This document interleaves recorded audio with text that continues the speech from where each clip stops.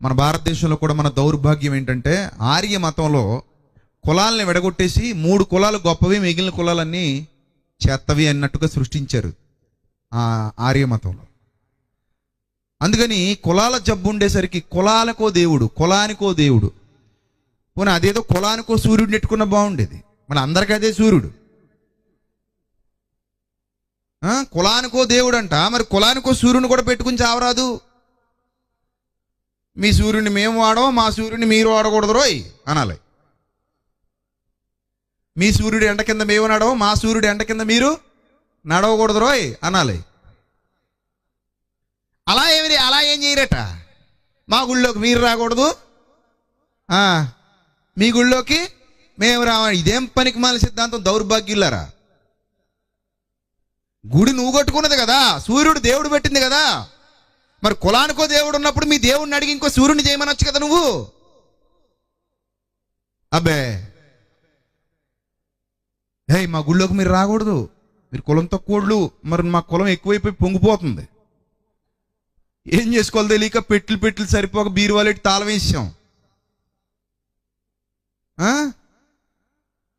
అందుకనట కులానికో దేవుడట. మరి కులానికో సూర్యుడు, కులానికో చంద్రుడు. శ్మశానాలు కూడా ఎలా దౌర్భాగ్యంగా చూసారా? శ్మశానాల్లో కూడా కులాలు. ఇదండి పలానా కులవాళ్ళ శ్మశానం అండి, ఇదేమోనండి పలానా కులవాళ్ళ శ్మశానం అండి, ఇదేమో ఇంకో కులవాడు శ్మశానం అండి. మరి శ్మశానంలో పూలపాను పేసి ఊగుతుంటాడు మీ కులపోడు. మట్లో పడుకోడాడు, మరి పురుగు తిందో కుళ్ళిపోడో, అంతే కదా. ఆ కులపోడు శ్మశానంలో పడుకోబెడితే అక్కడ పాపం ఉడికొచ్చేస్తుంది, ఏసీ ఉండదు కదా మరి అందులో. అందుకని ఇక్కడైతే నువ్వు ఏసీ పెట్టి డబల్ కట్ బెడ్డేస్తావు. నీ కులపోడు శ్మశానం, నీ శ్మశానం అయితే. శ్మశానమే, అక్కడ ఉన్నది మట్టి శ్మశానమే, ఇంక అందులో ఏమీ లేదు.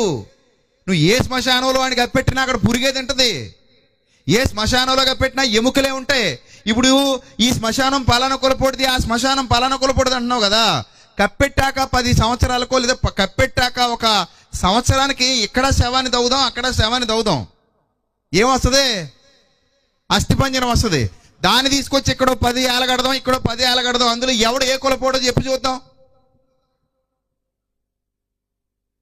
ఆ వేలాడుతున్న ఆ అస్థిపంజరాన్ని చూసి చెప్పలేవు. చూసారా? ఈ కులాల వారీగా విడగొట్టేసరికి యేసుప్రభు అండి మన కులం దేవుడు కాదండి, మరి ఏ కులం దేవుడో? దేవుళ్ళకి కూడా కులాలా? చీ అనిపించట్లేదు. చీ, ఇది ఏ కులం వర్షం? వర్షం కురుస్తుంది కదా, ఏ కులపోళ్ళు వర్షం ఇది? ఇది ఏ కులపోళ్ళు మంచు? చూసారా? అలాంటివే ఉండవు. కులానికి సూర్యుడు లేడు, కులానికి చంద్రుడు లేడు, కులానికి ఆకాశం లేదు, కులానికి భూమి లేదు. కానీ కులానికి మాత్రం వీళ్ళకి ఏమొచ్చారంటే మనుషులు. మొన్ననే సెమినార్లో చెప్పా, రోడ్డు మీద ఎవరైనా అందమైన అమ్మాయి వెళ్ళిపోతుంది అనుకోండి, మోహపు చూపుతో చూస్తాడు పనికిమాలినోడు. అప్పుడు కులం ఏంటని చూడ్డు. ఇదే పనికిమాలినోడు మోహపు చూపులతో అందరినీ చూసేస్తాడు. ఇదే పనికిమాలినోడు పెళ్లి చూపులకి వెళ్తాడు, అక్కడ మాత్రం కులం కావాలంటాడు.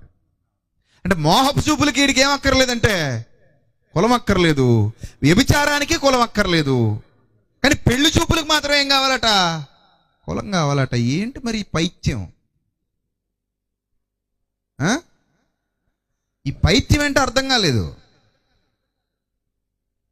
కాబట్టి ప్రియులరా, ప్రభువును నమ్మటానికి వీళ్ళకి మనుషుల మెప్పడ్డొచ్చింది.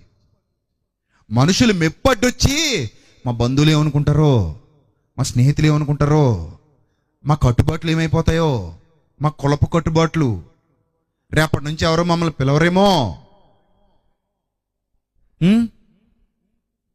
పిలవకపోతే ఊపిరాగిపోద్దా ఏంది? పిలవకపోతే ఊపిరాగిపోద్దా అని,